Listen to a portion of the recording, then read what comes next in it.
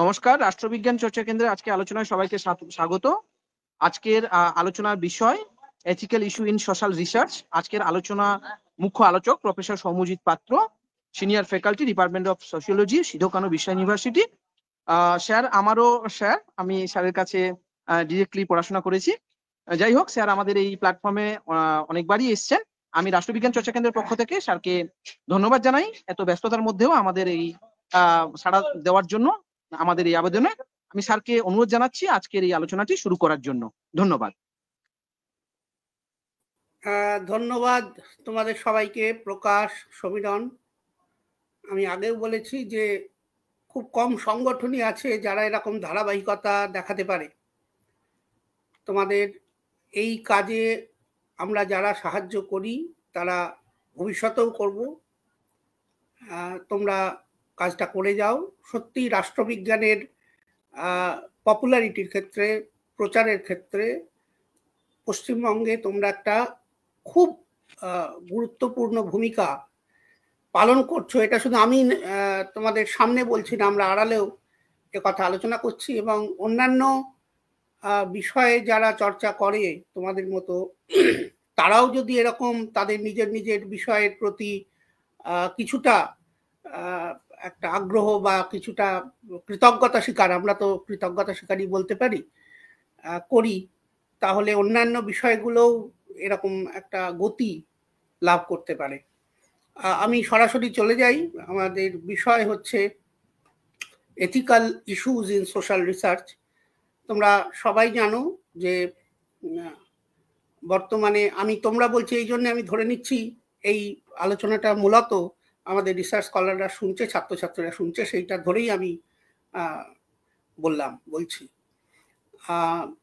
আমাদের বর্তমান যে গবেষণার যে প্রক্রিয়া, সেই প্রক্রিয়া তো খুব গতিশীল, খুব পরিবর্তনশীল।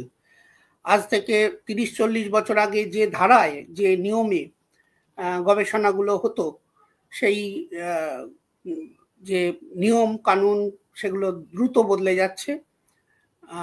এথিক্যাল কনসার্ন বর্তমান সময়ের একটা অত্যন্ত গুরুত্বপূর্ণ পার্ট হয়ে দাঁড়িয়েছে গবেষণা ক্ষেত্রে। আমরাও যখন পিএইচডি করেছি তখন কিন্তু এই ধরনের এথিক্যাল কনসার্ন আলাদা করে মাথায় রাখা, এথিক্যাল বিষয়গুলো আলাদা করে মাথায় রাখা কথা সেই সময় এতটা আলোচিত হতে আমরা শুনিনি, যেটা অতি সম্প্রতি শোনা যাচ্ছে। ইউজিসি তো তাদের নিয়মের মধ্যে নিয়ে এসছে এটাকে, যে এই ধরনের আলোচনা করতে হবে।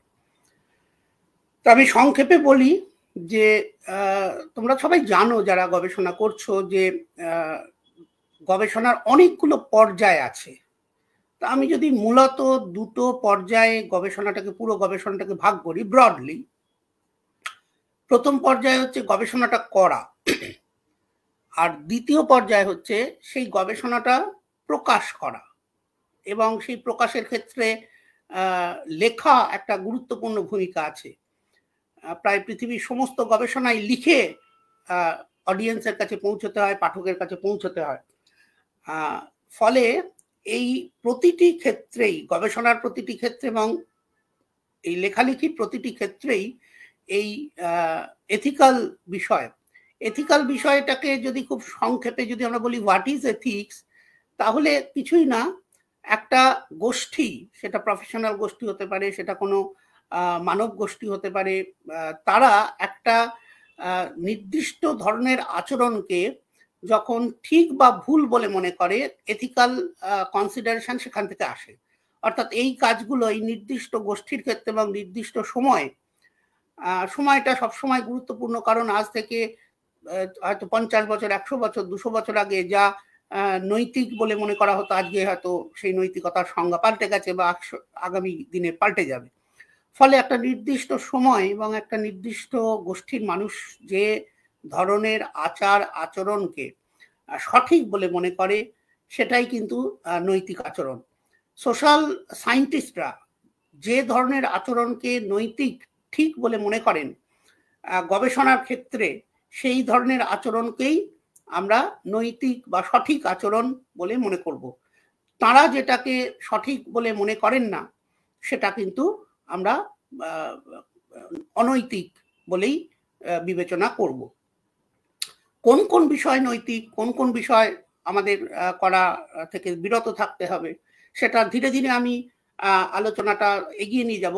তার আগে একটা কথা বলি, আমি যেটা বলছিলাম যে আমরা গবেষণার পুরো প্রক্রিয়াটাকে আমরা যদি দুটো বড় অংশে ভাগ করি, একটা হচ্ছে গবেষণাটা করা আর একটা হচ্ছে গবেষণাটা লেখা, যেটাকে আমরা অনেক সময় থিসিস রাইটিং বলি বা পেপার রাইটিং বলি।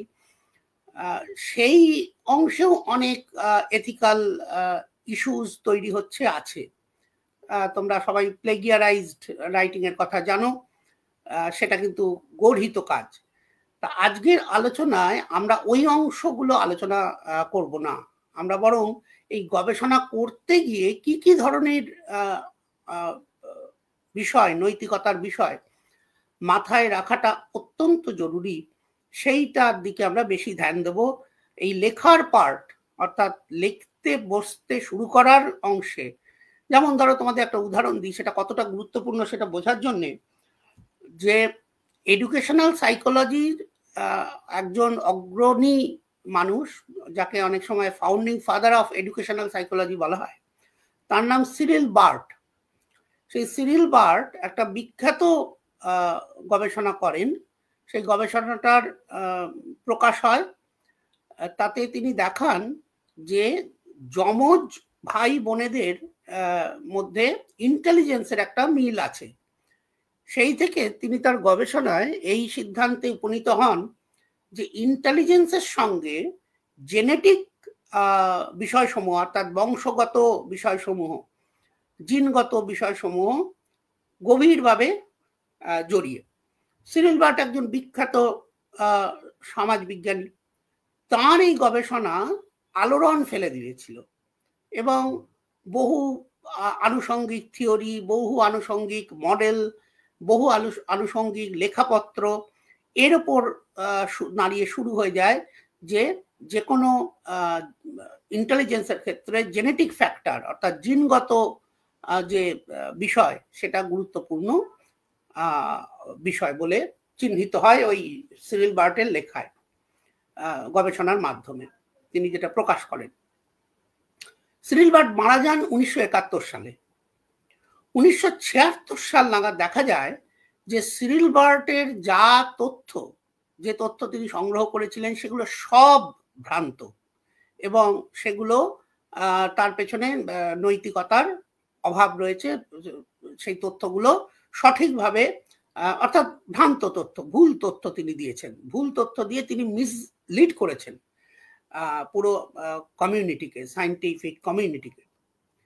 ফলে তখন তিনি মারা গেছেন আর কি, যখন যেটা জানা গেল।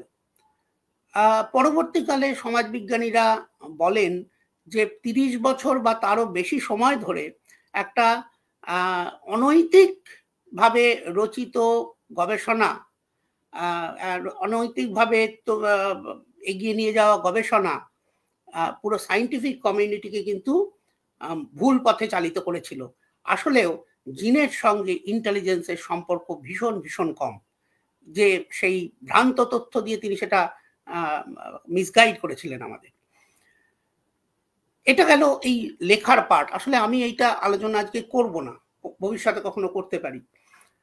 আমার যেটা আজকের আলোচনার বিষয়, সেটা আমি যেটা নিয়ে বলবো বলে ভেবেছি, সেটা একটা ছাত্র বা ছাত্রী সে গবেষণা করতে গিয়ে কি ধরনের নৈতিকতার সমস্যা ফেস করতে পারে এবং সেখান থেকে তাদের কি কি করণীয়। অতি সম্প্রতি গত 1-2 সপ্তাহ আগে আমি অন্য একটা বিশ্ববিদ্যালয়ে গিয়েছিলাম এই গবেষণার সংক্রান্ত কাজে। সেখানে গিয়ে দেখলাম যে ছাত্রছাত্রীরা এই বিষয়টা এখনো পর্যন্ত অবগত নয়। তা আমি তাদের সাজেস্ট করলাম যে তোমরা অবশ্যই এই গবেষণা করার জন্য শুধু কিছু এথিক্যাল বিষয় মাথায় রাখবে তা নয়, তার জন্য তোমাদের এথিক্যাল ক্লিয়ারেন্স সার্টিফিকেট নেওয়া খুব জরুরি। আমি আলোচনার শুরুতেই এই কথা কিন্তু সবাইকে বলতে চাই। আবার ওই কথাটা আমি পরে বলবো, কারণ অনেক আমাদের ছাত্রছাত্রী গবেষক হয়তো পরবর্তী সময় জয়েন করবে, তাদের জন্য আবারও ওই কথাটা আমি রিপিট করব। কিছু কিছু গবেষণার ক্ষেত্রে কিন্তু এথিক্যাল ক্লিয়ারেন্স সার্টিফিকেট নেওয়া বাধ্যতামূলক হয়ে গেছে তাদের নিজস্ব বিশ্ববিদ্যালয় বা ইত্যাদিগুলোর ক্ষেত্রে, বিশ্ববিদ্যালয় থেকে। এবার আমরা সরাসরি চলে আসি যে সত্যি কি কি পর্যায়ে আমরা এই গবেষণার বিষয়টা মাথায় রাখব। দেখো,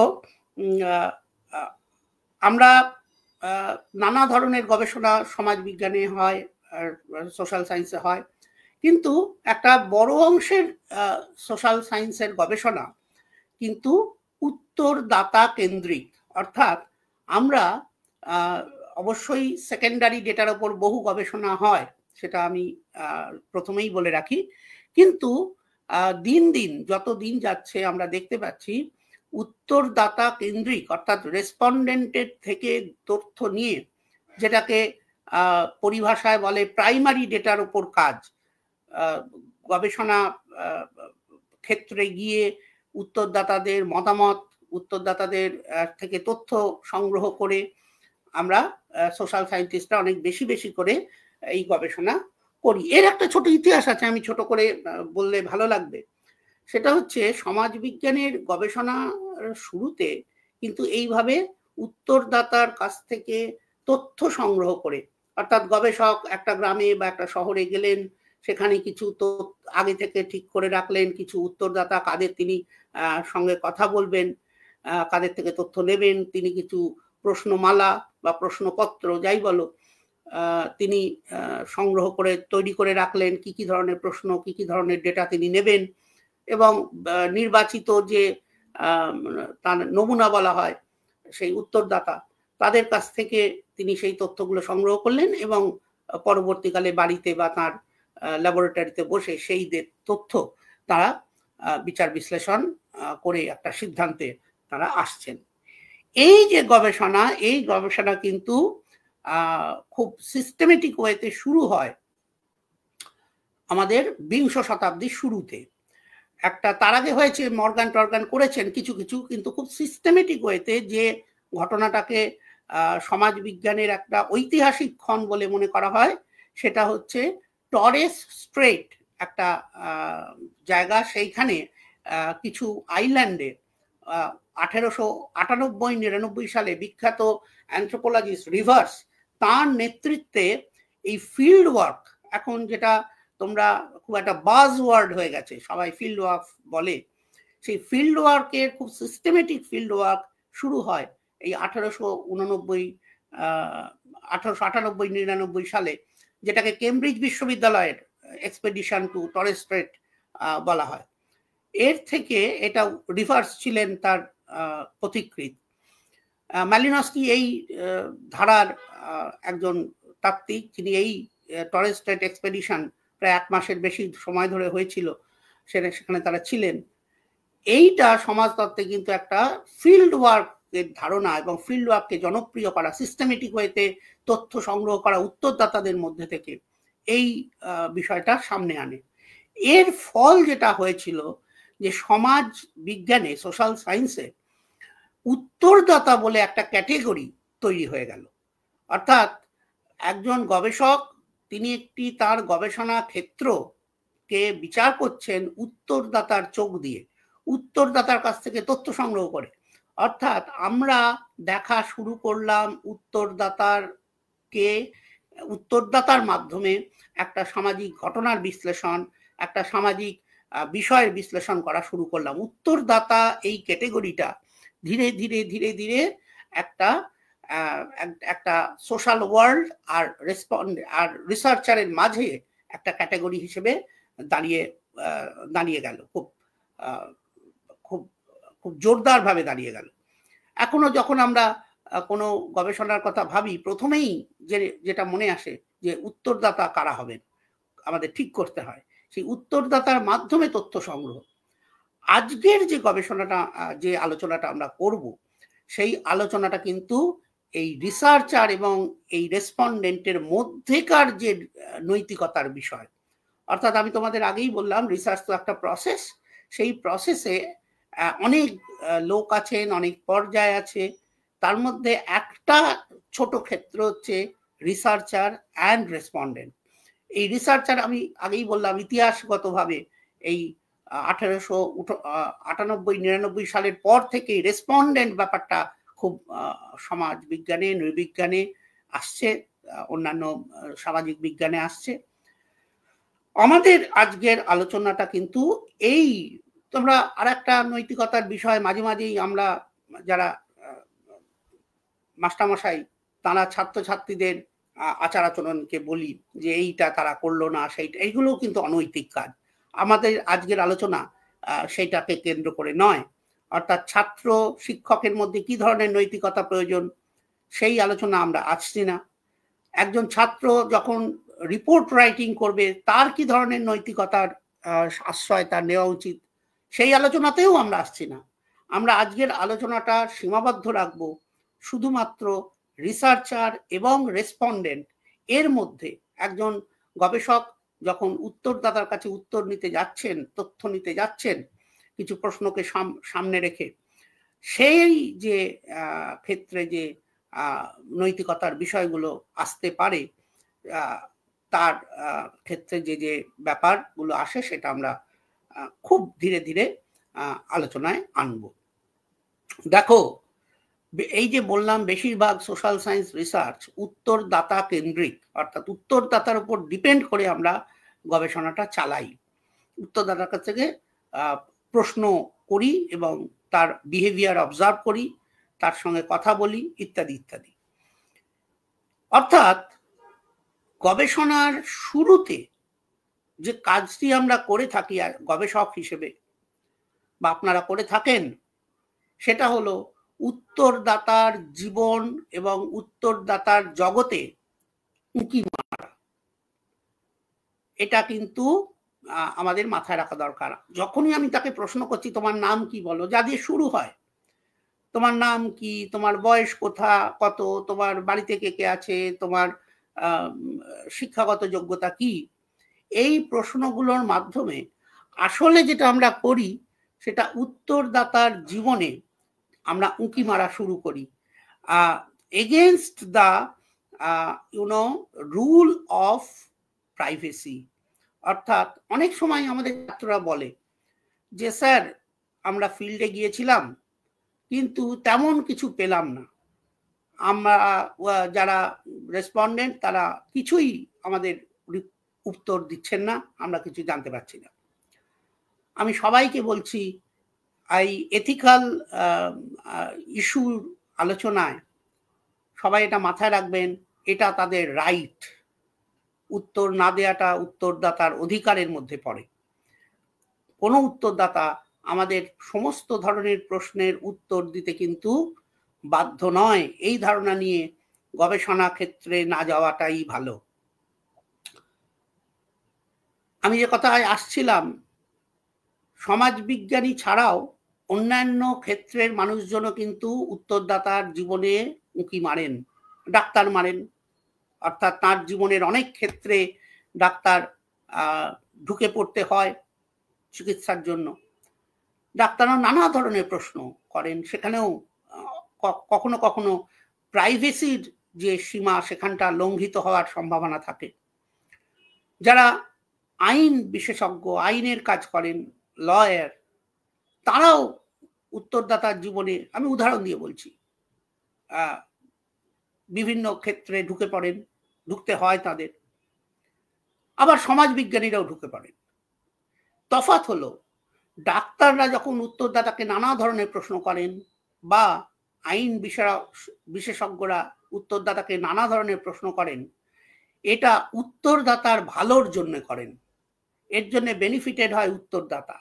অর্থাৎ একজন ডাক্তার যখন জিজ্ঞেস করেন যে আপনার বয়স কত, আপনার ওজন কত, আপনি এটা করেন, এটা খান, সেটা খান, কি অসুবিধা হচ্ছে, এই যে করেন, এটা আলটিমেটলি ভালো হয় সেই ব্যক্তির যিনি উত্তরদাতা। ঠিক তেমনি আমি উদাহরণ দিয়ে বলছি, যারা লয়ার, আইনজীবী, তারা যখন উত্তরদাতার বিভিন্ন আচরণ, বিভিন্ন ঘটনা, বিভিন্ন জীবনের দিক নিয়ে তারা প্রশ্ন করেন এবং সেটা বোঝার চেষ্টা করেন, সেক্ষেত্রেও তারা সেই আইনজ্ঞ তিনি কিন্তু সেই উত্তরদাতার যাতে ভালো হয়, বেনিফিটটা তার কাছে যায়, সেই জন্যই প্রশ্ন করেন। ঠিক বিপরীত হলো সমাজ বিজ্ঞানের ক্ষেত্রে। আমরা যখন প্রশ্ন করি তখন কিন্তু তার জন্য উত্তরদাতা কোনোভাবে বেনিফিটেড হয় না, অন্তত বেশিরভাগ ক্ষেত্রে বেনিফিটেড হয় না। বেনিফিটেড হয় আমরা, আমরা কখনো পিএইচডি করি, আমরা কখনো পেপার লিখি, আমরা কখনো কোনো প্রজেক্টে রিপোর্ট বানিয়ে তার থেকে আমাদের আয় হয়, আমরা কিছু রোজগার করি, উপার্জন করি। অর্থাৎ এই যে উত্তরদাতার জীবনে আমরা কোনো অংশে আমরা তথ্য সংগ্রহ করার জন্য যে আমরা তথ্য নিচ্ছি, তার জীবনের তথ্য, তার আয়, তার অন্য আরো নানা ধরনের সেন্সিটিভ জায়গা থেকেও প্রশ্ন হয়, তার জন্য বেনিফিট কিন্তু উত্তরদাতা হন না, বেনিফিটেড হই আমরা। এই জায়গাটা কিন্তু মাথায় রেখে আমি যে প্রশ্নটা আনবো, যে কোনো গবেষণার ক্ষেত্রে উত্তরদাতার অংশগ্রহণ তার মর্জিতেই হওয়া উচিত। অর্থাৎ কোনো ক্ষেত্রে উত্তরদাতাকে গবেষণার উত্তর দেওয়ার জন্য বাধ্য করা, অর্থাৎ গবেষণায় অংশ নিতে বাধ্য করা, এটা কিন্তু নীতি যে প্রশ্ন, সেই নীতির প্রশ্নের বাইরে, আমরা এটা করতে পারি না। আমি একটা ছোট উদাহরণ দিচ্ছি। আমি কয়েকদিন আগে পড়ছিলাম যে এই যে বিভিন্ন ওষুধ তৈরির কোম্পানি আছে বিদেশে, বিশেষ করে তারা যখন সেই ওষুধগুলোর অ্যাডমিনিস্টার করে, এক্সপেরিমেন্ট করার জন্য যখন কাউকে দেয়, সাধারণভাবে সেগুলো, বিশেষ করে আমি ইউএস এর কথা বলছি কারণ যে লেখাটা আমি পড়েছি সেটা ইউএসএ কেন্দ্রিক, তারা প্রিজনারদের দেয়, অর্থাৎ জেল বন্দি যারা মানুষ, তাদের এই ওষুধগুলো দেওয়া হয়। ওষুধগুলোর বিভিন্ন দিক বিশ্লেষণ করেন তারা সাধারণভাবে মার্কেটে আনার আগে। এক্ষেত্রে তারা কিন্তু সেই জেলের যে সমস্ত মানুষ, বন্দি মানুষ আছেন, তাদের সম্পূর্ণ মতামত নিয়ে তবে ওষুধগুলো এক্সপেরিমেন্টের জন্য দেওয়া হয়, জোর করে দেওয়া হয় না। এবং এমন কথাও তাদের বলা হয় যে এই যে তোমরা এই গবেষণাটায় অংশ নিচ্ছ, এর জন্য কিন্তু তোমাদের কোনো রকম বেনিফিট তোমরা পাবে না। অর্থাৎ গবেষণায় অংশ নিয়ে বেনিফিট দেওয়াটাও কিন্তু একটা এথিক্সের বাইরে। অর্থাৎ যারা অংশ নিল তারা তাড়াতাড়ি জেল থেকে ছাড়া পেয়ে গেল, বা আমাদের ক্ষেত্রে যারা গবেষণায় অংশ নিল তাদের আমরা কিছু টাকা পয়সা উপঢৌকন দিলাম, এগুলো কিন্তু একদমই কাম্য নয়। আমরা তাহলে প্রথম যে আমরা যখন গবেষণা করতে যাব, আমরা এই কথাটা মাথায় রাখবো যে যখন আমরা গবেষকের কাছে যাব, উত্তরদাতার কাছে যাব গবেষক হিসেবে, আমরা কখনো তাকে, সেই উত্তরদাতাকে বাধ্য করতে পারবো না বা বাধ্য করব না উত্তর দেওয়ার জন্য। এক্ষেত্রে যেটা গবেষকরা বলছেন, সমাজবিজ্ঞানীরা বলছেন, যে গবেষককে সম্পূর্ণভাবে তার গবেষণার উদ্দেশ্য, এই গবেষণায় কি জন্য করা হচ্ছে, এই গবেষণায় উত্তরদাতার কোন কোন ক্ষতি হতে পারে, কোন কোন লাভ হতে পারে। অনেক সময় গবেষণায় উত্তরদাতার ক্ষতি হয়ে যেতে পারে। আমি ধীরে ধীরে, ধরুন ডোমেস্টিক ভায়োলেন্স নিয়ে কাজ হচ্ছে, অর্থাৎ গার্হস্থ্য হিংসা। এই গার্হস্থ্য হিংসা নিয়ে আমাদের বহু ছাত্রছাত্রী, পশ্চিমবঙ্গে এই বহু ছাত্রছাত্রী গার্হস্থ্য হিংসা নিয়ে কাজ করে।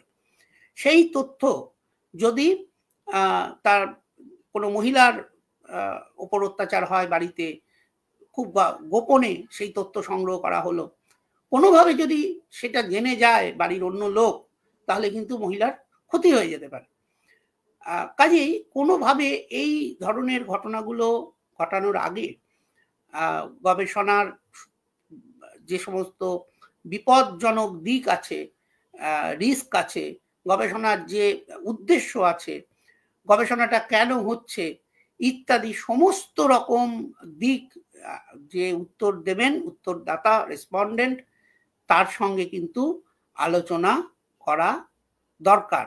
তার এই সমস্ত জেনে যদি তিনি রাজি হন, উত্তর হ্যাঁ তোমরা বলতে পারো যে এর জন্য অনেক সময় লাগতে পারে, এর জন্য অনেক উত্তরদাতার সংখ্যা কম হয়ে যেতে পারে, সেটা কিছু করার নেই, সত্যি এই প্রসেসটা জটিল, কিন্তু এথিক্যাল কনসিডারেশনে এটাই প্রসেস, এর বাইরে যাওয়ার উপায় আমাদের এই মুহূর্তে নেই।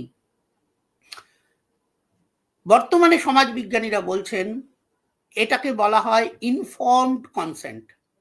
ইনফর্মড কনসেন্ট অর্থাৎ উত্তরদাতা সমস্ত কিছু জেনে বুঝে তিনি গবেষণার উত্তর প্রদান করবেন বা করবেন না, যদি না করেন সেটাও তার অধিকারের মধ্যে পড়ে। আসলে আমরা যখন এই এথিক্যাল ইস্যু নিয়ে কথা বলি তখন দুটো মূল্যবোধের মধ্যে লড়াই চলে। কি মূল্যবোধ? প্রথম মূল্যবোধ হচ্ছে পারসুট অফ নলেজ, অর্থাৎ আমরা জ্ঞান চর্চা করতে যাচ্ছি, এটা একটা মূল্যবোধ। দ্বিতীয় হচ্ছে রাইট অফ দ্য রেসপন্ডেন্ট, অর্থাৎ জ্ঞান চর্চার কারণে কতটা আমরা উত্তরদাতার যে অধিকার, উত্তরদাতার যে রাইটস, মানুষ হিসেবে, ব্যক্তি হিসেবে, নাগরিক হিসেবে, সেই রাইট কতটা লঙ্ঘিত হচ্ছে, এর মধ্যে একটা ব্যালেন্স করাই কিন্তু সোশ্যাল রিসার্চের কাজ, এবং এথিক্যালি কারেক্ট সোশ্যাল রিসার্চের কাজ, to make a balance between pursuit of knowledge and rights of the respondents. তা এইটা করে আমি যেটা তোমাদের প্রথম যে দিকটা আমি উল্লেখ করলাম, যে অনেক সময় আমাদের ছাত্রছাত্রীরা এই কথা বলে যে উত্তরদাতারা উত্তর দিতে রাজি নন, এটা কিন্তু সম্পূর্ণ তাদের অধিকারের মধ্যেই পড়ে। আমরা প্রতিটি গবেষণার ক্ষেত্রে ইনফর্মড কনসেন্ট এর জন্য চাইব। এই ইনফর্মড কনসেন্টের ক্ষেত্রে একটা বিষয় আমি সবাইকে সচেতন করতে চাই, যে এখন নিয়ম হয়েছে বিভিন্ন, তোমরা যদি তোমাদের গবেষণার ফলাফল বিভিন্ন প্রতিষ্ঠিত যে জার্নালস সেখানে যদি প্রকাশ করতে চাও, বহু জার্নাল এখন এই ইনফর্ম কনসেন্টস ফ্রম দ্য রেসপন্ডেন্ট চাইছে। বিশেষ করে সেই গবেষণা যদি এই ডোমেস্টিক ভায়োলেন্স কেন্দ্রিক হয়, সেই গবেষণা যদি হেলথ ইস্যু নিয়ে হয়, সেই গবেষণা যদি কোনো ব্যক্তিগত বিষয় কেন্দ্রিক হয়, তাহলে কিন্তু অবশ্যই এই informed consent letter from the respondents লাগবেই, তাছাড়া সেই গবেষণা মান্যতা পাবে না, কোনো জায়গায় প্রকাশ করা অসুবিধা হয়ে যাবে। হয়তো খুব অচিরেই ইউজিসি হয়তো এরকম নিয়ম ইম্পোজ খুব স্ট্রিক্টলি করেও দিতে পারে। সুতরাং যারা আজকের দিনে গবেষণা করছো তারা এই ভুলটা হয়তো না করাটাই ভালো হবে। একটা স্টেটমেন্ট করে তাতে উদ্দেশ্য, গবেষণার উদ্দেশ্য, গবেষণা কি ধরনের রিস্ক ইনভলভড আছে ইত্যাদি, বা গবেষণায় কোনো বেনিফিট আছে কিনা, এই ধরনের একটা দিয়ে উত্তরদাতাকে দিয়ে সই বা কোনো একটা তার স্বাক্ষর জাতীয় বা যে কোনো কিছু একটা তার এন্ডোর্সমেন্ট লাগবে। এটা কিন্তু বাধ্যতামূলক প্রায় অনেক জায়গায় হয়েই গেছে। এইবার আমি দ্বিতীয় পয়েন্টে আসি। এখানে একটা কথা তো অবশ্যই খুব গুরুত্বপূর্ণ, যে সমাজবিজ্ঞানীরা কথা বলছেন যে ইনফর্ম কনসেন্ট দেওয়ার ক্ষমতা কিন্তু সকলের সমানভাবে নেই। এই আলোচনাটাও কিন্তু হওয়া দরকার। যে আমরা বললাম ঠিকই যে এথিক্যাল কনসিডারেশনে ইনফর্ম কনসেন্ট খুব গুরুত্বপূর্ণ, কিন্তু সমস্ত ধরনের উত্তরদাতার, যেমন ধরো কোনো সিনিয়র টিচার কোনো স্টুডেন্টের উপর গবেষণা করছেন, তিনি যদি কোনো ছাত্রকে বলেন যে এই প্রশ্নের উত্তর দাও, খুব কম ছাত্রই আছে যে শিক্ষকের সেই কথা অমান্য করতে পারবে। অথবা ধরো এমন অনেকে আছেন যারা হয়তো মানসিকভাবে একটু অন্যদের থেকে পৃথক, মানসিকভাবে একটু দুর্বল বা মানসিকভাবে অসুবিধাগ্রস্ত, তার ক্ষেত্রেও বিষয়টা বুঝে করা, একটা ইনফর্ম কনসেন্ট দেওয়া, সেটা কিন্তু নাও হতে পারে। অনেক ক্ষেত্রে দেখা যায় যে যারা প্রিজনার্স, যেটা আমি এক্ষুনি বললাম যে আমেরিকান ড্রাগ যারা ম্যানুফ্যাকচারার তারা প্রিজনারদের উপর তাদের সঙ্গে কথা বলে করে। কিন্তু সত্যি কথা যে বাস্তব যেটা সেটা হচ্ছে একজন প্রিজনার তার পক্ষে কতটা, খুব স্বাভাবিকভাবেই সে ভাববে যে আমি যদি পার্টিসিপেট করি তাহলে হয়তো আমার কিছুটা বেনিফিট হলেও হতে পারে। এই ধরনের ক্ষেত্রগুলো কিন্তু মাথায় রাখা দরকার। সেক্ষেত্রে এর কোনো সলিউশন নেই। সলিউশন হচ্ছে বিষয়টা যে ঘটতে পারে সেইটা মাথায় রাখাটাই সলিউশন। যখন কোনো এই ধরনের ব্যক্তি যাদের ক্ষেত্রে সত্যি সত্যি স্বাধীনভাবে মতামত দেওয়া, গবেষণায় অংশ নেওয়া, স্বাধীনভাবে ভাবনা চিন্তা করে, সেক্ষেত্রে প্রশ্ন আছে। যদি শিশু হয় তার ক্ষেত্রে প্রশ্ন আছে। যদিও এই ইনফর্ম কনসেন্ট কিন্তু বর্তমানে একটা অত্যন্ত গুরুত্বপূর্ণ একটা পর্যায়, গবেষণার অত্যন্ত গুরুত্বপূর্ণ অংশ। বিভিন্ন গবেষণার ক্ষেত্রে এটা লাগে। দ্বিতীয়ত যেটা বললাম, গবেষণা উত্তরদাতা গবেষকের কাছে মতামত প্রকাশ করলেন যে তিনি গবেষণায় অংশগ্রহণ করবেন।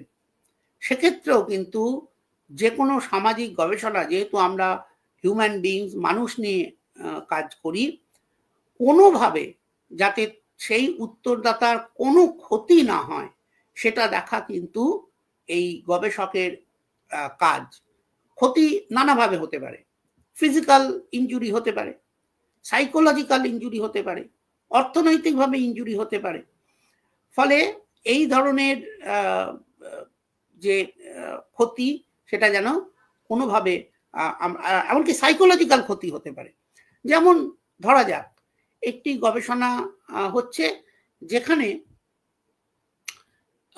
কোনো উত্তরদাতাকে, বয়স্ক উত্তরদাতাকে ছোটবেলার কোনো, ধরা যাক ডিভিয়েন্ট বিহেভিয়ারের নিয়ে আলোচনা হচ্ছে, অর্থাৎ বিচ্যুত আচরণ, যে আচরণটা সমাজ সমর্থন করে না, এই ধরনের কোনো আচরণ নিয়ে গবেষণা হচ্ছে। সেক্ষেত্রে কোনো বয়স্ক মানুষকে এই ধরনের প্রশ্ন করা হয়েছে যে সে ছোটবেলায় তার এরম ধরনের কোনো বিষয় আছে কিনা। ধরা যাক সত্যিই আছে, ছিল তার। এই যে ছোটবেলাকার একটা পর্যায় নিয়ে আমরা অতীতের ঘটনা নিয়ে আলোচনা করছি, এই আলোচনার ফলে তার ক্ষেত্রে কিন্তু একটা মানসিক সমস্যা হতে পারে, কারণ সেই ঘটনাটা হয়তো সে ভুলে থাকতে চায়। এটা এই ধরনের সেন্সিটিভ ইস্যু, যেটা অনেক সময় হয় কি আমরা আর মনে রাখতে চাই না। অতীতের অনেক ঘটনা আছে যেগুলো আমরা বড় হয়ে হয়তো মনে রাখতে চাই না। সেই গবেষণা, সেই ধরনের বিষয়, সেন্সিটিভ বিষয়, সেই ধরনের গোপন বিষয় যেটা আমি আর চর্চার মধ্যে আনতে চাই না, সেই ধরনের বিষয় যদি আবার উত্থাপিত হয়ে যায় কোনোভাবে, মনে মানে রিকালেক্টেড হয়ে যায়, তখন কিন্তু একটা সাইকোলজিক্যাল সমস্যা, একটা মানসিক চাপ তৈরি হতে পারে, যেটাও কিন্তু একদম কাম্য নয় এই সামাজিক গবেষণার ক্ষেত্রে। অর্থাৎ সামাজিক গবেষণার প্রথম শর্ত যদি হয় যে যারা গবেষণা করবেন এবং যাদের নিয়ে গবেষণা করবেন তাদের সম্পূর্ণ সহমতে এই উত্তর নিতে হবে বা গবেষণায় অংশ নিয়ে অন্তর্ভুক্ত করতে হবে, তেমনি এই গবেষণার ফলে যাতে তাদের কোনো রকম ক্ষতি সম্মুখীন তারা না হন, সেইটা দেখার দায়িত্ব কিন্তু গবেষকের। আমি একটি বিশ্ববিদ্যালয়ে গিয়েছিলাম পরীক্ষা দিতে। সেখানে পশ্চিমবঙ্গেরই, সেখানে একটি ছেলে ছাত্র শিশু শ্রমিক নিয়ে কাজ করেছে। আমি শুধু ঘটনাটি বলছি, বিশ্ববিদ্যালয় বা কারোর নাম না করেই বলছি। শিশু শ্রমিক নিয়ে কাজ করেছে। সে সেই অঞ্চলের 12 জন বা 11 জন শিশু শ্রমিক, যাদের বয়স 6, 8, 10 এরকম, সব 10-12 মধ্যে, তাদের নিয়ে কাজ করেছে। 12 জন, এবং খুব সুন্দর তথ্য পেয়েছে তাদের উপর কেমন অত্যাচার করা হয়, তাদের উপর কেমন কম পয়সা দেওয়া হয়, ইত্যাদি ইত্যাদি। তা খুবই ভালো একটি কাজ। তা কাজটি দেখার পরে ছাত্রটিকে আমি জিজ্ঞেস করলাম, আচ্ছা তুমি যে এই কাজটি করলে, এই কাজটি তো অন্যায় কাজ, যে যারা যারা যে সমস্ত দোকান, বিশেষ করে বেশিরভাগই চায়ের দোকান, তারা শিশু শ্রমিক রেখেছে, বাচ্চাদের শ্রমিক হিসেবে রেখেছে, কাজের লোক, কাজের ইয়েতে দোকানে রেখেছে, সেইটা তো সঠিক কাজ নয়। তা তুমি কি এই বাচ্চাগুলোর জন্য পুলিশে খবর দিয়েছিলে? এটা তো তোমার দায়িত্ব ছিল। স্বাভাবিকভাবেই ছেলেটি ঘাবড়ে গেছে। আসলে তার দায়িত্ব ছিল না, সে সঠিক কাজ করেছে।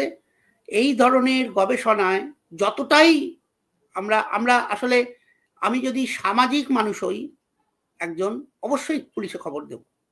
কিন্তু যখন আমি একজন গবেষক, আমি গোপনে সেই তথ্য নিয়েছি এবং যারা দোকানদার তারা তথ্যগুলো দিয়েছেন বা শিশুরা তথ্যগুলো দিয়েছে, আমরা কিন্তু, আমি পরের পয়েন্টেই যাব, এই কনফিডেন্সিয়ালিটি কিন্তু আমাদের রাখতেই হবে, যাতে কোনোভাবে এই শিশুরা বা এই যারা উত্তর দিলেন দোকানদার, তারা ক্ষতিগ্রস্ত হয়ে না যায়।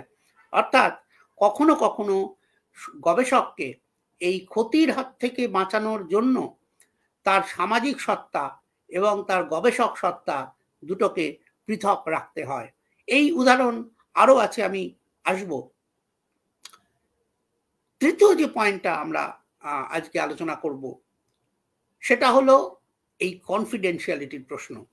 অর্থাৎ উত্তরদাতা তো কিছু উত্তর দিয়েছেন, যে উত্তরগুলো আমরা মনে করি যদি প্রকাশ হয়ে যায়, যেমন একটু আগে আমি বলছিলাম গার্হস্থ্য হিংসা, যদি প্রকাশ হয়ে যায় তাহলে কিন্তু উত্তরদাতার ক্ষতি হয়ে যেতে পারে। এখন এই যে কনফিডেন্সিয়ালিটিটা রাখার অনেকগুলো উপায় আছে। সাধারণভাবে আমরা উত্তরদাতার যে নাম, যে প্রশ্নপত্রে উত্তরদাতা প্রশ্ন দিচ্ছেন সেই নাম আমরা অনেক সময় রাখি না, নামটা বাদ থাকে, যাতে আমরা উত্তরদাতাকে আলাদা করে চিহ্নিত করতে না পারি। আলাদা করে চিহ্নিত করতে না পারলে সেই উত্তরদাতা কে উত্তর দিয়েছেন সেটা বোঝা যাবে না। 1967 সালে একটা আমেরিকায় একটা গবেষণা হয়েছিল। সেই গবেষণাটায় এরকম একটা কাজ হয়েছিল। সেখানে একটি চার্চে একজন গবেষক, তার দেখার উদ্দেশ্য ছিল যে এই যে চার্চে যে সমস্ত মহিলারা আসেন প্রেয়ারে, সেই সমস্ত মহিলাদের মধ্যে কতজন ঠিক ঠিক ধার্মিক মানুষ আর কতজন অত ধর্ম বিশ্বাস করেন না। এটা ছিল তার গবেষণার উদ্দেশ্য। গবেষণাটা হয়েছিল 1967 সালে। তা তিনি অনেকগুলো প্রশ্ন দিয়েছেন এবং ওই যে প্রশ্নপত্র, সেখানে উত্তরদাতার কোনো নাম ছিল না। ফলে কে কোন উত্তর দিচ্ছেন তার কোনো হিসেব কেউ বুঝতে পারেনি। সেটা কনফিডেন্সিয়ালিটিটা রাখা ছিল। এই কনফিডেন্সিয়ালিটির একটা বড় রাখার একটা বড় বিষয় হচ্ছে অ্যানোনিমাস হওয়া, অর্থাৎ নামটা যাতে প্রকাশ না হয়ে যায়। সেই অ্যানোনিমিটি একটা বড় তার উপায়। আমরা সাধারণভাবে সামাজিক গবেষণায় কোনো নাম ওই জন্য ব্যবহার করি না, অ্যানোনিমাস রাখার জন্য। তা যখন ওই গবেষক সব উত্তরপত্রগুলো ডিস্ট্রিবিউট করেছেন এবং উনি চার্চের যিনি পুরোহিত, তাকে প্রিস্ট, তাকে তিনি বলেছেন যে আপনি প্রেয়ারের শেষে সমস্তগুলো কালেক্ট করে রাখবেন, আমি কালকে এসে নিয়ে যাব। সেই প্রিস্ট ভদ্রলোক কি করেছেন, উত্তরগুলো পড়েছেন। পড়ে তিনি দেখলেন যে যারা চার্চে আসছে নিয়মিত, সেই সমস্ত মহিলাদের মধ্যে একটা বড় অংশ কিন্তু এথেইস্ট, বা তারা ধর্মে আদেও বিশ্বাস করেন না।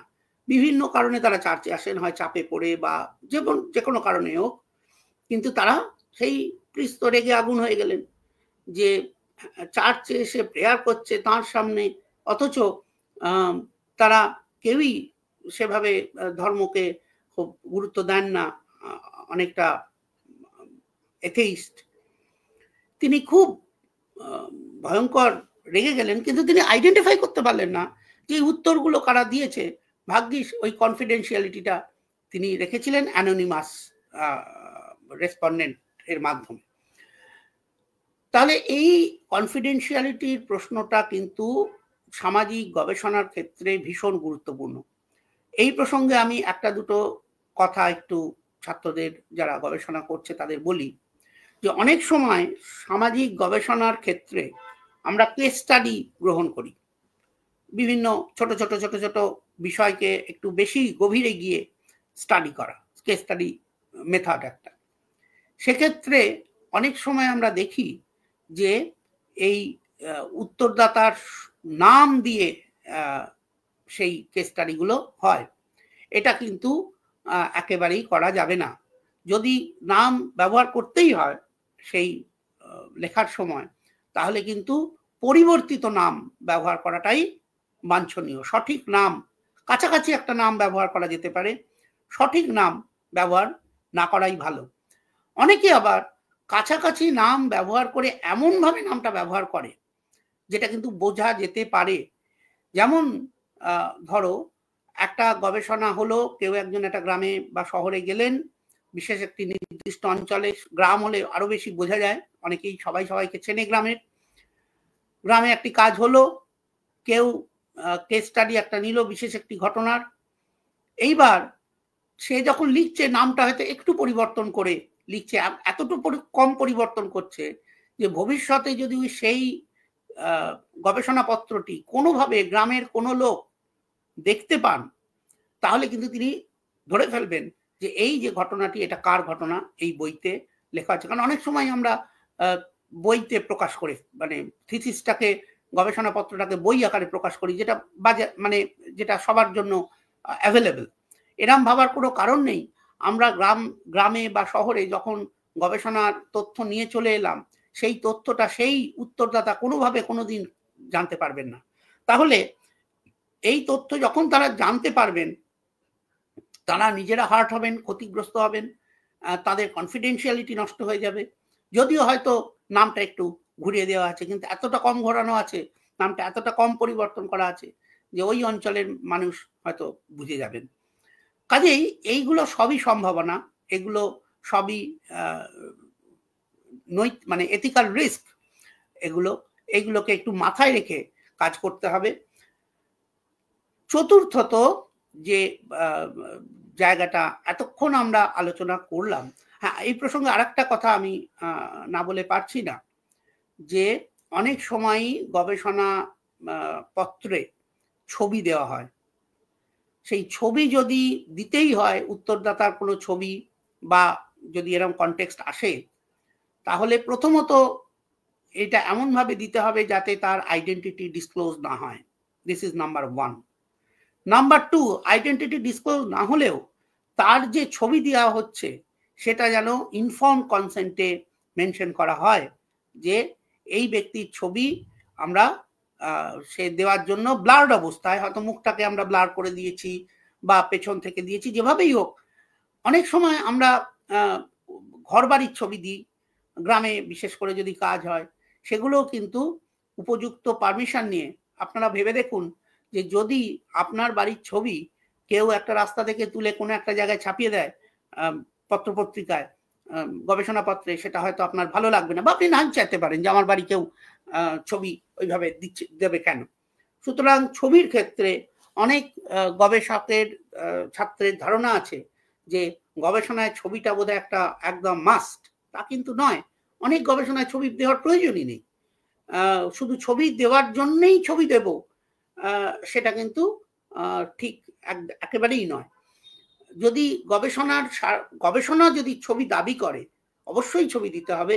গবেষণার এমন অনেক গবেষণা আছে যেখানে সত্যিই ছবিটা দেওয়া দরকার, কিন্তু সেক্ষেত্রেও আমাদের কিন্তু পারমিশন নিয়ে।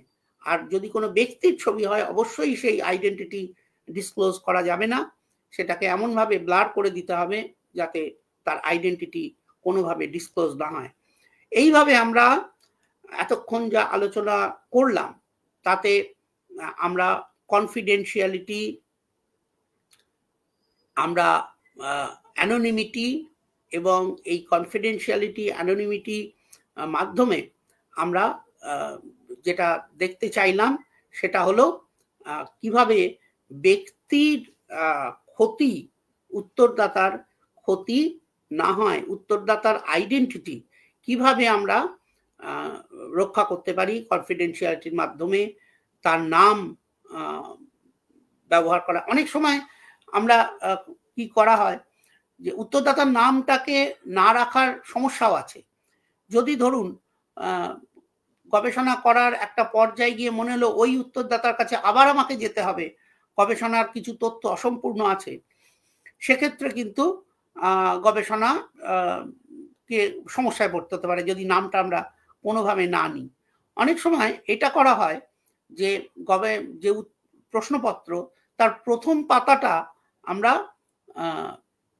নাম থাকে এবং প্রথম পাতা একটা নম্বর দেওয়া থাকে। যেমন ধরুন ফার্স্ট পাতায় আর কিছু থাকলো না, শুধু উত্তরদাতার নাম থাকলো, হয়তো গবেষণার দু একটা টাইটেল থাকলো, গবেষকের নাম থাকলো আর উত্তরদাতার নাম থাকলো, কি তার গ্রামের নাম, শহরের নাম, ওয়ার্ডের নাম থাকলো।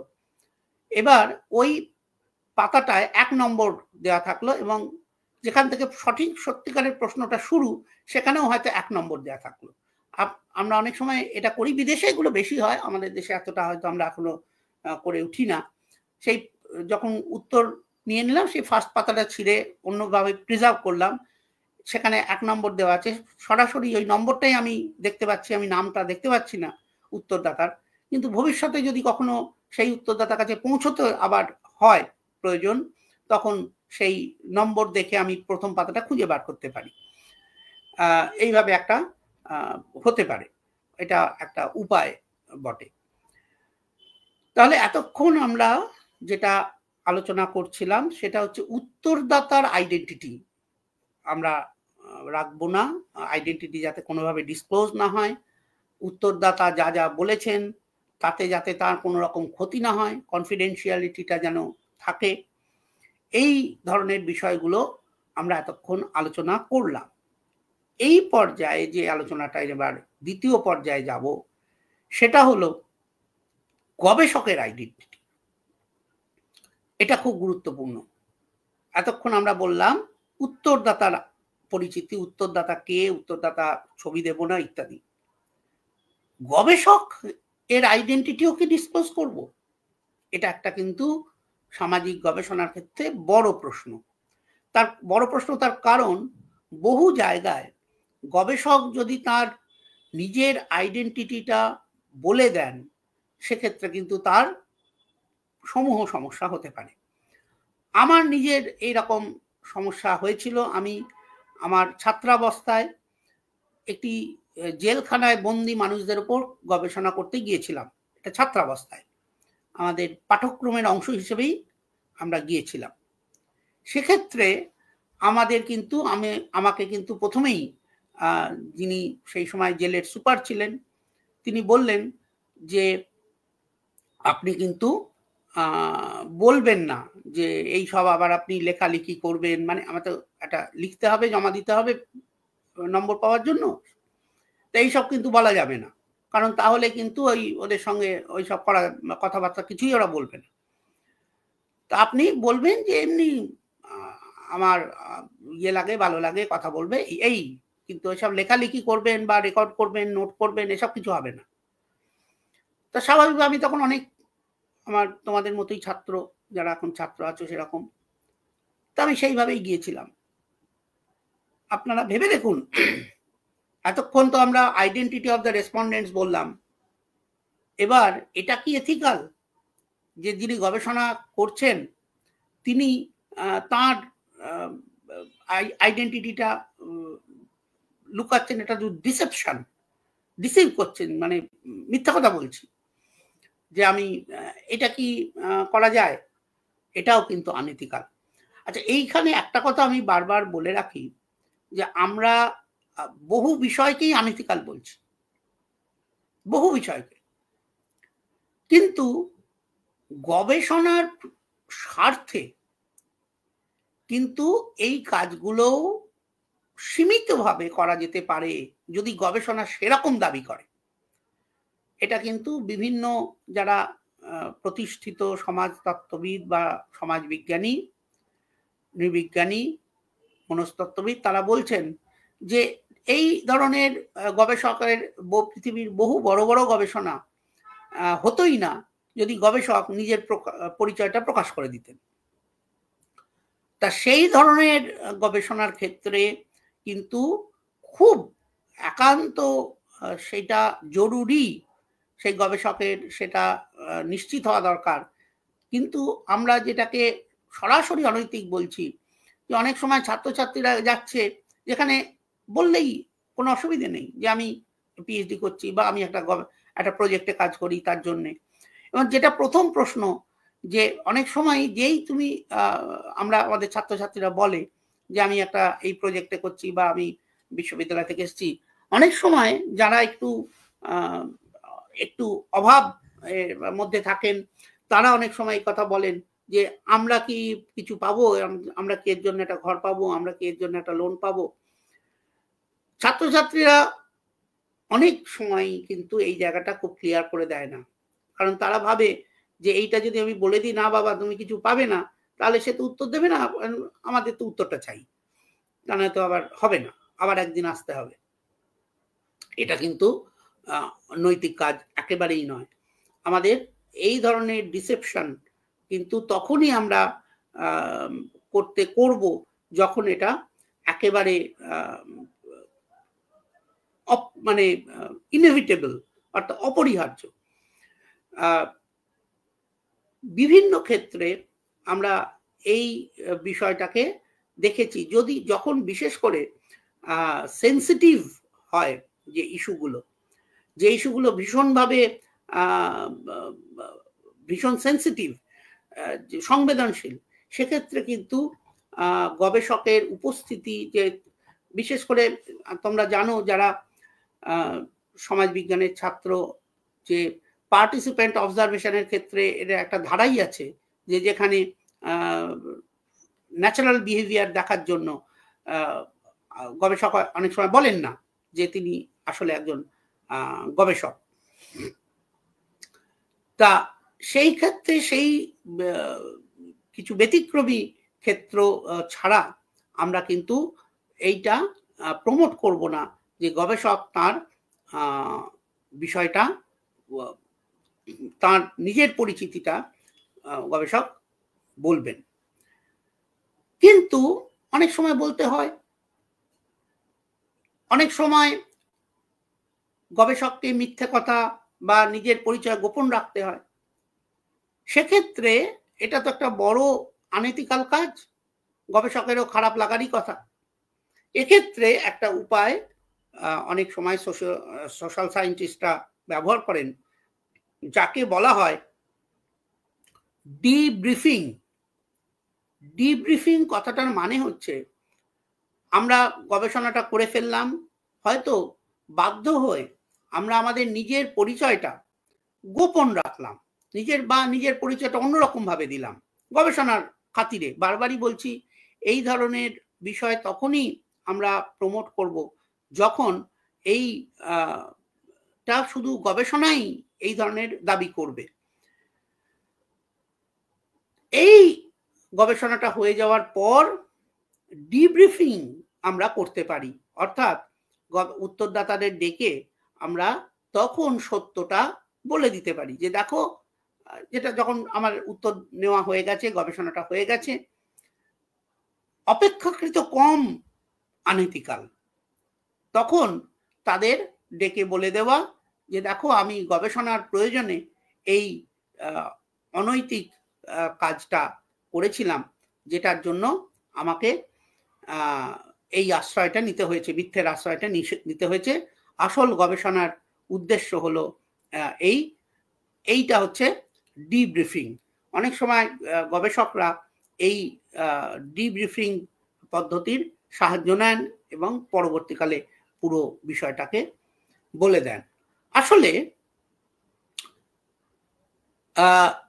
এই সমাজ বিজ্ঞানের গবেষণার ক্ষেত্রে যে ধরনের এথিক্যাল বিষয়গুলো আমরা আলোচনা করলাম, সেগুলো সবই কিন্তু সিচুয়েশন এথিক্স, অর্থাৎ সিচুয়েশন কেমন পরিস্থিতি দাবি করছে। দু ধরনের এথিক্স হতে পারে। এক ধরনের এথিক্সকে সমাজ বিজ্ঞানীরা বলছেন ডিঅন্টোলজিক্যাল এথিক্স। ডিঅন্টোলজিক্যাল এথিক্স মানে হচ্ছে যে কাজগুলো সিচুয়েশন যাই হোক না কেন আনইথিক্যাল বলে চিহ্নিত হয়, এগুলোকে আমরা বলি ডিঅন্টোলজিক্যাল এথিক্স। আর এক ধরনের এথিক্স হচ্ছে সিচুয়েশন এথিক্স, অর্থাৎ নির্দিষ্ট একটি পরিস্থিতিতে গবেষককে স্থির করতে হয় যে এই কাজটি তার পক্ষে করা সমীচীন, এই কাজটি একজন গবেষক হিসেবে তার করা যায় বা যায় না। যাই হোক না কেন কোনোভাবে কিন্তু এই কাজটি করা যায় না যে আপনার এই গবেষণার পর উত্তরদাতা ক্ষতিগ্রস্ত হয়ে যাবে, এই কাজটা কিন্তু কোনোভাবে না করা চেষ্টা করতে হবে, জেনে বা না জেনে। এই যে এতগুলো ঘটনা আমরা বললাম যে উত্তরদাতা যদি তার সহমত না হয়, যদি রাজি না হয় উত্তর দিতে, তাহলে তাকে জোর করা যাবে না। উত্তরদাতার কনফিডেন্সিয়ালিটি, কোনো উত্তরদাতা যদি মনে করেন যে তার এই কাজের ফলে কনফিডেন্সিয়ালিটির একটা প্রশ্ন নষ্ট হবে, তাকে ইনক্লুড করা যাবে না সেই ধরনের প্রশ্ন। এত কিছু করতে গিয়ে কিন্তু সমাজতত্ত্ববিদরা অনেক সময় বলছেন বা সমাজবিজ্ঞানীরা অনেক সময় বলছেন যে এত কিছু করতে গিয়ে আমাদের সমাজবিজ্ঞানের অনেক গুরুত্বপূর্ণ তথ্য ভান্ডার কিন্তু আমরা হাতছাড়া করতে হয়ে যেতে পারে। কারণ এমন অনেক উত্তরদাতা আছেন যারা সত্যি অনেক তথ্য আমাদের সরবরাহ করতে পারেন, তারা যদি সত্যি রাজি না হন তাদের ক্ষেত্রে সেই গবেষণা অনেক গুরুত্বপূর্ণ তথ্য হারিয়ে ফেলবে। কিন্তু তা সত্ত্বেও আমরা কিন্তু এই ধরনের বিষয়গুলো যেগুলো আমরা বললাম যে তাদের স্বেচ্ছায় তারা অংশ নেবেন, তাদের কোনো রকম ক্ষতি যাতে তারা সাইকোলজিক্যাল, অর্থনৈতিক, তাদের ফিজিক্যাল কোনো ক্ষতি তাদের হবে না, তাদের নাম, তাদের আইডেন্টিটি, তাদের ছবি কোনোভাবে তাদের মতামত ছাড়া, তাদের অনুমতি ছাড়া প্রকাশ হবে না, তাদের কনফিডেন্সিয়ালিটি আমরা রাখবো, এবং সর্বোপরি যিনি গবেষক তিনিও তার পরিচয় ঠিকভাবে দেবেন, যদি প্রথম অবস্থায় না দেওয়া যায় অন্তত দ্বিতীয় অবস্থায় দেবেন। এই সমস্ত বিষয়গুলো যদি আমরা মাথায় রাখি তাহলে গবেষণা এবং গবেষক এবং উত্তরদাতার মধ্যে যে একটা সম্পর্ক, কারণ সামাজিক গবেষণার একটা অত্যন্ত গুরুত্বপূর্ণ বিষয় হচ্ছে এই তথ্য সংগ্রহ, এবং তথ্য সংগ্রহের ক্ষেত্রে একটা অত্যন্ত গুরুত্বপূর্ণ বিষয় হচ্ছে উত্তরদাতার সঙ্গে সম্পর্ক স্থাপন, যেটাকে আমরা র্যাপো বলি। উত্তরদাতার সঙ্গে সম্পর্ক, কারণ আমি একটু আগেই বলেছি যে ঐতিহাসিক একটা ইতিহাসের বিশেষ ক্ষণে একটা বিশেষ ধরনের কাজের মাধ্যমে আমাদের এই সমাজ বিজ্ঞানের একটা টার্নিং পয়েন্ট হয়, যেখানে উত্তরদাতা ক্যাটেগরিটা তৈরি হয়।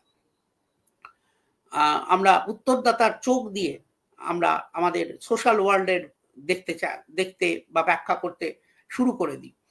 এই উত্তরদাতা এবং গবেষকের মধ্যে যে সম্পর্ক, সেই সম্পর্ক কিন্তু স্থাপন করতে হয়। এটাকে আমরা গবেষণার একটা প্রাথমিক শর্ত বলে মনে করি।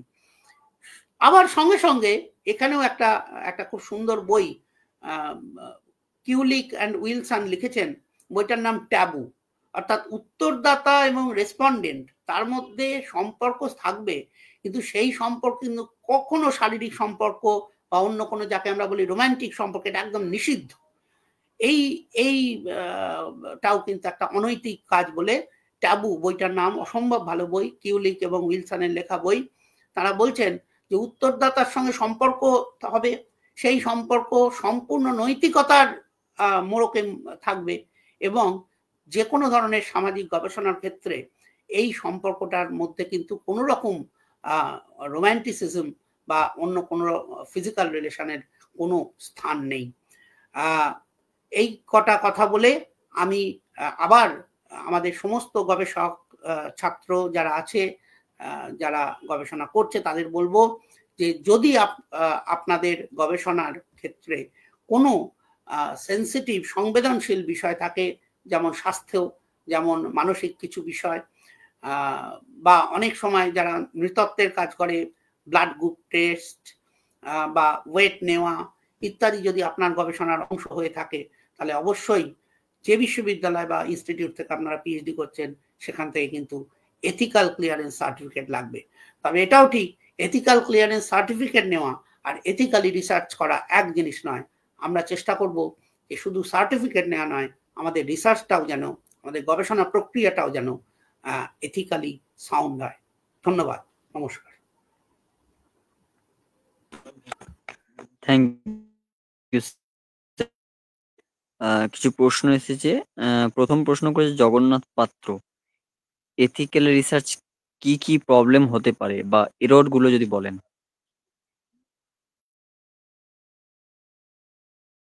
হ্যাঁ, আমি এরর গুলোই এতক্ষণ বললাম। যে প্রথম এরর হচ্ছে কোনো উত্তরদাতাকে জোর করে নেওয়া তার উত্তর, তারপর উত্তরদাতার ছবি তোলা, উত্তরদাতার ঘর বাড়ির ছবি নিয়ে নেওয়া। অনেক সময় কি উত্তরদাতারা অত বোঝে না, বা ছবি তুলছে সেটাও হয়তো তারা অনেক সময় সব তো সমান নয়, বা উত্তরদাতার নাম দিয়ে কেস স্টাডি লিখে দেওয়া, কোনো কেস স্টাডি যদি হয় উত্তরদাতার নাম ব্যবহার করে দেওয়া, এইগুলো কিন্তু সঠিক কাজ নয় এইগুলো। এবং এই যে আজকে আলোচনাটা আমি শুরুই করেছি এটা বলে যে এটা কিন্তু আর আমাদের পছন্দ অপছন্দের উপর নির্ভর করছে না, এটা কিন্তু এখন বাধ্যতামূলক হয়ে গেছে। গবেষণা পিএইচডি করতে গেলে বা যে কোনো ধরনের গবেষণা করতে গেলে এই ধরনের এথিক্যাল বিষয়গুলোকে মাথায় রেখে এবং সেই বিষয়গুলো যাতে যদি মানে এনশিওর্ড হয় সেই জন্য এথিক্যাল সার্টিফিকেট নেওয়া, এটা কিন্তু বাধ্যতামূলক হয়ে গেছে। নেক্সট।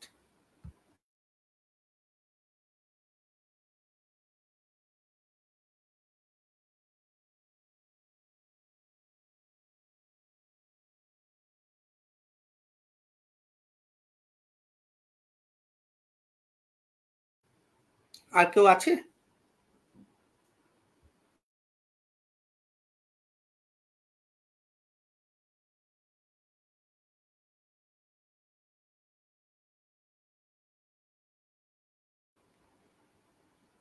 শোনা যাচ্ছে কি?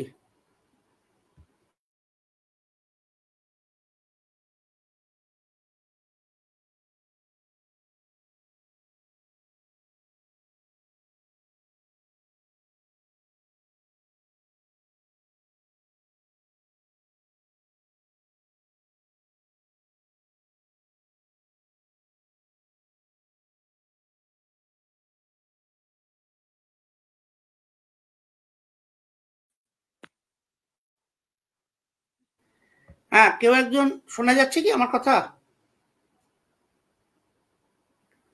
আমার কথা শোনা যাচ্ছে কি? কেউ একজন লিখেছে, হ্যাঁ স্যার, হ্যাঁ শোনা। কেউ একজন লিখেছে এথিক্যাল শব্দের অর্থ কি? এথিক্যাল শব্দের অর্থ হচ্ছে যেটা একটি গোষ্ঠী যেটাকে সঠিক বলে মনে করে, what is right. Ethical behaviour হচ্ছে এমন একটা আচরণ যে আচরণটা একটি গোষ্ঠীর কাছে একটি নির্দিষ্ট সময়ে সঠিক বলে মনে হয়। দেখো, অনেক সময় এই এথিক্স আর মরালিটি দুটোকে সমার্থক হিসেবে ব্যবহার করা হয়। মরালিটিকেও আমরা বাংলায় নৈতিক বলি, এথিক্সেও নৈতিক বলি, কিন্তু অনেক সময় আবার সমাজবিজ্ঞানীরা মরালিটিকে ইন্ডিভিজুয়াল একটা বিষয় বলে মনে করেন। অর্থাৎ আমি এইটা করি, এটা করি, এটা করি না, আমি খুব মরাল। আর এথিক মানে এথিক্যাল বিষয়টা কিন্তু একটা গোষ্ঠীর, অবশ্যই মরালিটিও একটা গোষ্ঠীরই মূল্যবোধ এর প্রতিফলন, কিন্তু মরালিটি শব্দটা আমরা সাধারণত ব্যক্তির ক্ষেত্রে ব্যবহার করি, আর এথিক্স শব্দটা কিন্তু একটা গোষ্ঠী ক্ষেত্রে ব্যবহার করা হয়। Actually ethical behaviour means standardised behaviour. একটা গোষ্ঠীর যে সে যে মাপকাঠিতে এই আচরণ গুলোকে বলা হয় তাকে বলা হয় এথিক্যাল বিহেভিয়ার। কোনটা এথিক্যাল বিহেভিয়ার, কোনটা গোষ্ঠীর মাপকাঠিতে যাচ্ছে, এই নিয়ে কিন্তু বিস্তর চর্চা আছে। এমনকি প্লেটো অ্যারিস্টটলের সময় থেকেও এই চর্চা আমরা দেখেছি। প্লেটো অ্যারিস্টটল একটা বিখ্যাত বই লিখেছিলেন নিকোম্যাকিয়ান এথিক্স। এই নিকোম্যাকিয়ান এথিক্স, সম্ভবত নিকোম্যাকিয়ান ওর ছেলের নাম ছিল, অনেকে মনে করেন, সেই অ্যারিস্টটল পর্যন্ত সেই সময়, আজ থেকে ধরো প্রায় 2300-400 বছর আগে, তখনও অ্যারিস্টটল খুঁজছেন যে সত্যিকারের একটা সমাজে থাকতে গেলে কোন কোন বিষয়গুলোকে আমরা সঠিক বিষয় বলে মনে করব। সেরকম অনেকেই খুঁজেছেন। পরবর্তীকালে আরো অনেক বছর পরে 1300 সাল নাগাদ, 1400 সাল নাগাদ ম্যাকিয়াভেলি খুঁজেছেন। ম্যাকিয়াভেলি বলছেন যে সেই সমস্ত জিনিসগুলো এথিক্স, রাজার জন্য যেগুলো এথিক্যাল, সেগুলো কিন্তু সাধারণ মানুষের জন্য এথিক্যাল নয়। সাধারণ মানুষের জন্য যেগুলো এথিক্যাল জিনিস, নৈতিক জিনিস, রাজার জন্য সেটা নয়। যেমন উনি বলছেন নিষ্ঠুরতা, ক্রুয়েলটি, বলছেন সাধারণ মানুষের জন্য ক্রুয়েলটি অন্যায়, কিন্তু রাজাকে তো ক্রুয়েল হতেই হবে, না তো তিনি রাজ্য শাসন করবেন কি করে। সুতরাং ক্রুয়েলটি, যদি কোনো রাজা ক্রুয়েল হন সেটা তার জন্য খারাপ না, আনএথিক্যাল নয়। ম্যাকিয়াভেলি বলছে। তোমরা ম্যাকিয়াভেলি যারা রাষ্ট্রবিজ্ঞানের ছাত্র তারা তো জানো। বইটার নাম দ্য প্রিন্স, 1400 সাল নাগাদ লেখা। সুতরাং টাইম টু টাইম এই বিষয়গুলো বদলে যায়, হ্যাঁ, যে কোনটা এথিক্যাল বিহেভিয়ার, কোনটা নয়। তবে এক কথায় যে একটা গোষ্ঠীর যে স্ট্যান্ডার্ড বিহেভিয়ার, সেটাই হচ্ছে এথিক্যাল বিহেভিয়ার। ঠিক আছে? আবার এথিক্যাল বিহেভিয়ার কিন্তু লিগাল বিহেভিয়ার নাও হতে পারে, বা লিগাল হলেই এথিক্যাল হবে, এথিক্যাল হলেই লিগাল হবে। আবার রিলিজিয়ানের মধ্যে অনেক আনএথিক্যাল বিহেভিয়ার হয়, হ্যাঁ, যেমন ধরো কোনো প্রাণীকে বলি দেওয়া, এটা তো রিলিজিয়াস, কিন্তু তার মধ্যে এটা তো আনএথিক্যাল বলেই একটা প্রাণীকে বলি দেওয়া তো এথিক্যাল হতে পারে না। কাজেই এই বিষয়গুলোও আছে আর কি। আচ্ছা, পরবর্তী প্রশ্ন জগন্নাথ পাত্র। উত্তরদাতা যদি জানতে পারে যে আমি এই বিষয়ে গবেষণা করছি, তাহলে সে সেই বিষয়ে সঠিক তথ্য থেকে এড়িয়ে যেতে পারে? হ্যাঁ, সবসময় সেটা তো হয়। উত্তরদাতা এড়িয়ে যেতে পারেন, যার জন্য আমরা যখন প্রশ্ন করি, প্রথম হচ্ছে উত্তরদাতাকে তো সঠিকটা বোঝাতে হবে এবং তার অনুমতির ভিত্তিতেই তাকে উত্তর নিতে হবে, তাকে মানে তার কনসেন্ট থাকবে। দ্বিতীয়ত, আমরা এই তার এড়িয়ে যাওয়ার অধিকার আছে, তার পুরো প্রশ্নটা, পুরো উত্তর না দেয়া, পুরো তথ্য না দেওয়ার অধিকার তার আছে, তিনি তো বাধ্য নন উত্তর দিতে। ফলে আমরা অনেক সময় নানা পদ্ধতি অবলম্বন করি, অনেক ক্রস কোয়েশ্চেন রাখি, ঠিক আছে, ঘুরিয়ে প্রশ্ন করা হয়, অনেক সময় ফোকাস গ্রুপ ডিসকাশন করা হয়। হ্যাঁ, ফোকাস গ্রুপ ডিসকাশন হচ্ছে সরাসরি প্রশ্ন করা হলো না, 4-5 জন 6 জনকে একসঙ্গে বসিয়ে পুরোটা রেকর্ড করা হলো এবং আলোচনা একটা বিষয় দিয়ে, যে বিষয়টা আমরা গবেষণা চাইছি, খুব কৌশলে সেই বিষয়টা আলোচনার মধ্যে ঢুকিয়ে দিয়ে আলোচনা তখন খানিকটা বেরিয়ে আসে আর কি। ফলে তার পদ্ধতি তো আছে আর কি। স্যার, আমার একটা প্রশ্ন আছে, সেটা হচ্ছে যে হ্যাঁ স্যার, শুনতে পাচ্ছেন? হ্যাঁ, পাচ্ছি, বলো। হ্যাঁ স্যার, বলছিলাম যে রিসার্চ মানে ফিল্ড ওয়ার্ক নয় আর কি, মানে বিনা ফিল্ড ওয়ার্কে যে রিসার্চ গুলো হয় আর কি, তো স্যার ওই রিসার্চের ক্ষেত্রে এই এথিক্যাল ইস্যুটা কতখানি গুরুত্বপূর্ণ? দেখো, যে রিসার্চ গুলো এথিক্যাল ইস্যু, আমি আলোচনাটার প্রথমেই বলেছি যে গবেষণাটাকে আমরা দুটো পর্যায়ে ভাগ করতে পারি। এক হচ্ছে গবেষণাটা করা, আর একটা হচ্ছে গবেষণাটা লেখা। লেখার ক্ষেত্রে তো আমি উদাহরণ দিলাম যে তথ্য বিকৃতি করা যাবে না। হ্যাঁ, যেখান থেকে তথ্য আমি নিচ্ছি সেই তথ্যের উৎস, সোর্স আমাকে সূত্র বলে দিতে হবে, যেটা সেকেন্ডারি ডেটার কাজ। কারণ অনেক সময় আমরা সেকেন্ডারি ডেটার কাজ করি, তো সরাসরি হয়তো উত্তরদাতা লাগে না সেখানে। আমরা সেন্সাস ডেটা থেকে কাজ করতে পারি, আমরা নিউজ পেপার রিপোর্ট থেকে কাজ করতে পারি, আমরা কোনো থিওরির ওপর কাজ করতে পারি। সেক্ষেত্রে আমাদের সরাসরি উত্তরদাতার সঙ্গে যে বিষয়গুলো সেগুলো লাগছে না, কিন্তু তখন যে বিষয়গুলো আমাদের কাছে নৈতিক বলে মনে হবে, তার প্রথম হচ্ছে যে সমস্ত সূত্র আমরা ব্যবহার করছি সেই সূত্র আমরা উল্লেখ করব। এটা হচ্ছে নাম্বার 1। যে সমস্ত ক্ষেত্রে উত্তরদাতা নেই, সূত্র যেন কখনো আমরা মিস না করি, তাহলে শুধু আনইথিক্যাল না, সেটা কিন্তু অফেন্স, লিগালি অফেন্সিভ হয়ে যেতে পারে।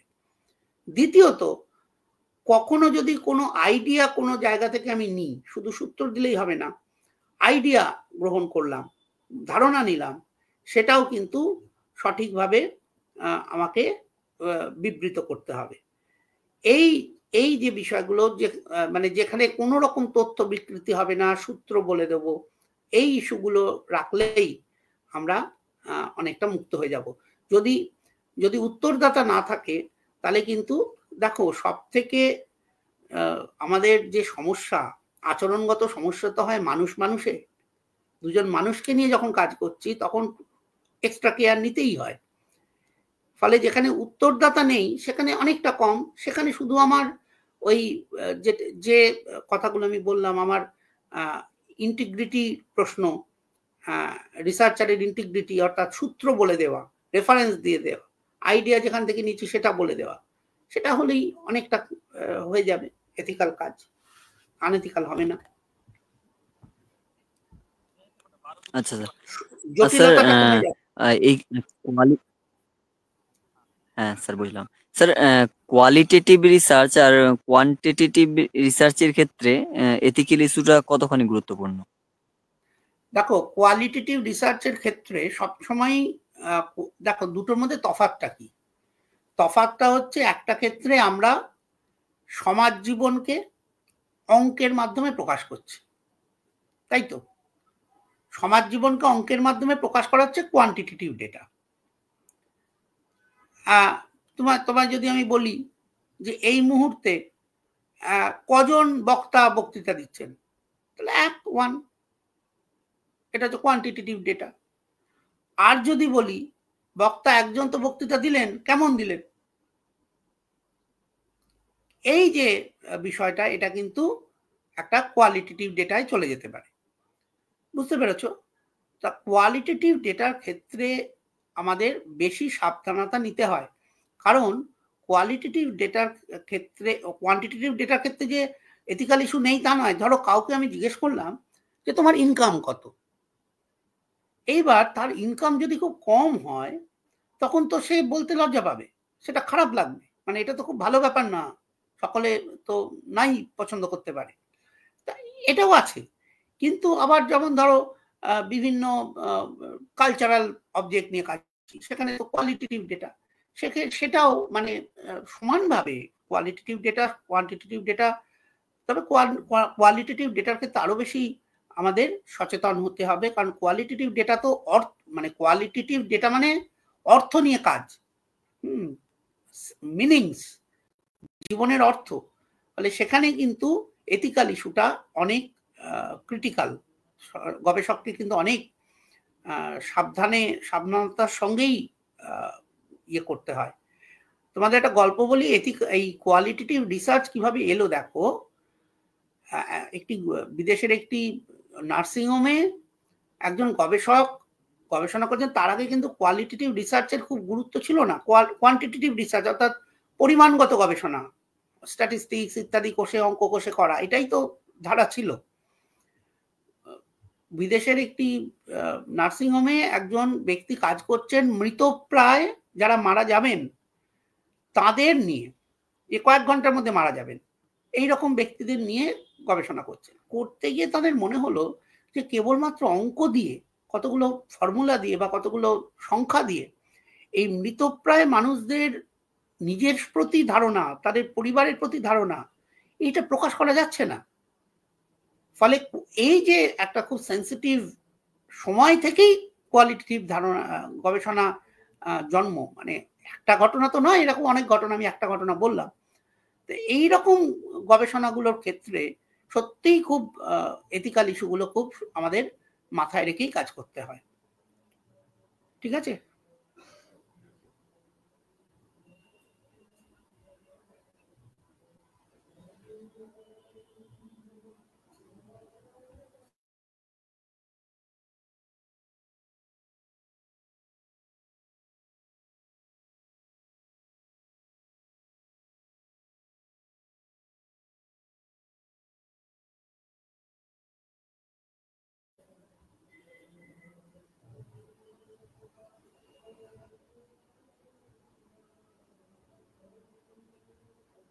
আর আছে প্রশ্ন প্রকাশ?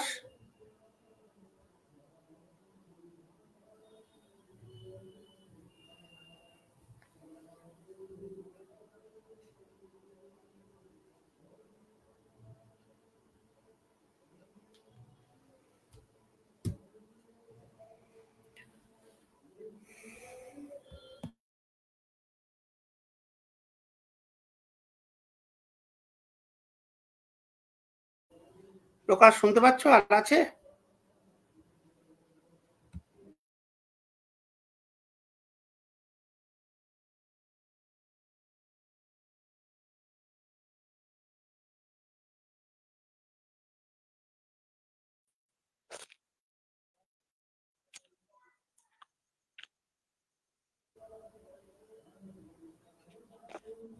সকলকে শুভরাত্রি জানিয়ে আজকের আলোচনা আমরা এখানেই শেষ করছি। সকলকে ধন্যবাদ। Thank you sir.